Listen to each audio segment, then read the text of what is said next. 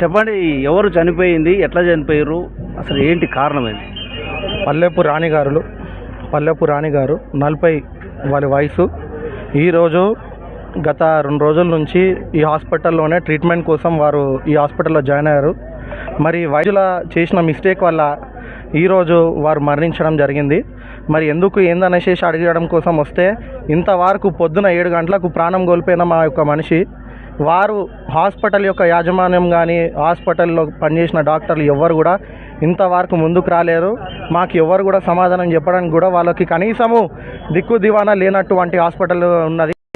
మరి ఈ విధంగా నడుస్తున్నా సరే ఈ యొక్క ప్రభుత్వము మరి మెడికల్ ఆఫీసర్లు ఎందుకు చిత్తశుద్ధి లేకుండా ఇట్లా పనిచేస్తున్నారో మాకు అర్థం కావట్లేదు. ఎందుకంటే మరణించిన రాణి గారు, వారికి 2 పిల్లలు ఉన్నారు, ఒక పాప ఒకరు బాబు. మరి వారి హస్బెండ్ కూడా, వారి భర్త కూడా లేరు. అటువంటిది వారి ఎంతో చిన్న చితిక బతుకులు కూరగాయలు అమ్ముకుంటూ ఇక్కడ ఉన్న చౌరస్తాలో కూరగాయలు అమ్ముకుంటూ జీవనోపాధానం నడిపించే ఒక మహిళను ఈరోజు గర్భసంచి కోసము ఆపరేషన్ కోసం వస్తే, అసలు మొట్టమొదటిసారిగా ఈరోజు ఒక గర్భసంచి ఆపరేషన్కి వస్తే చనిపోయినటువంటి మహిళ మొదటిసారి ఇదే హాస్పిటల్ కావచ్చు.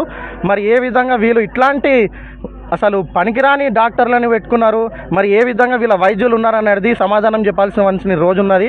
ఎందుకంటే అసలు గర్భసంచి అనేది ఒక సర్జరీ తోటి కూడా కాదు, అసలు అది జస్ట్ ఏంటంటే ఒక డ్రెస్సింగ్ ఏ విధంగా అయితే జరుగుతుందో ఆ విధంగా జరగాల్సినటువంటి ప్రొసీజరు ఈరోజు ఒక మనిషి ప్రాణం తీసిందంటే రేపటి రోజు వారి కుటుంబ సభ్యులు ఏ విధంగా జీవిస్తారు, వారి ఒక కుటుంబానికి జీవనోపాధం ఎట్లాంటిది. ఎందుకంటే ఆ ఒక తల్లి కూరగాయలు అమ్ముకుంటూ ఈరోజు వాళ్ళ పిల్లల్ని పోషించేది.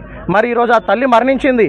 మరి ఆ బిడ్డకి, ఆ కొడుకుకి ఈ హాస్పిటల్ యొక్క యాజమాన్యం ఏ విధంగా సమాధానం చెప్తారనేది మేము పొద్దున 7 గంటల నుంచి మా వాళ్ళందరూ, మా ఒడ్డర సంఘములు, మా ఒడ్డర కులస్తులు అందరూ కూడా ఇక్కడ వచ్చి అడుగుతున్నారు. ఇంతవరకు వారికి మాత్రం చిత్తశుద్ధే లేదు.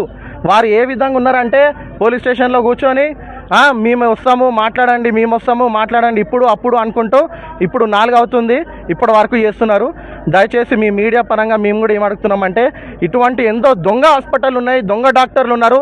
వీళ్ళు చేస్తున్న పొరపాటు వల్ల అమాయకులైన ఈరోజు నిరుపేదలు చనిపోతున్నారు. వాళ్ళు ఎటువంటి బ్యాక్గ్రౌండ్ లేదు, ఎటువంటి ఎవరు అడుగుతారు అనేసి ఈ హాస్పిటల్ యాజమాన్యులు ఇట్లాంటి హాస్పిటల్ అనుకుంటుండొచ్చు.